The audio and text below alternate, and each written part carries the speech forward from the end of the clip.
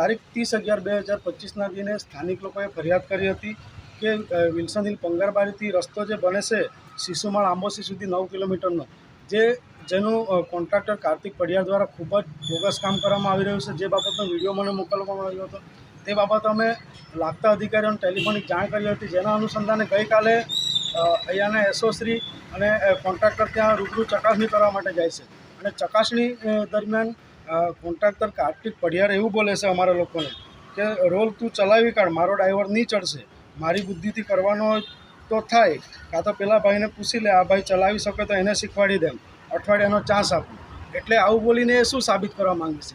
એક તો કામમાં વેઠિયાવાડ ઉતારવી છે, સારું કામ કરવું નથી, એટલે એ અમારા પર ઉપકાર કરવા આવ્યો છે એવી રીતના વાત કરે કે બિલકુલ ચલાવી લેશું નહીં. આ કોન્ટ્રાક્ટર વિરુદ્ધમાં આજે અમે ફરિયાદ આપી છે કે આવા કોન્ટ્રાક્ટરને કાયમી ધોરણે બ્લેકલિસ્ટ કરવામાં આવે, કારણ કે અમારા આદિવાસી લોકોને આ રીતના બીવડાવીને જે દાદાગીરી કરતા હોય અમે બિલકુલ ચલાવી લેવાના.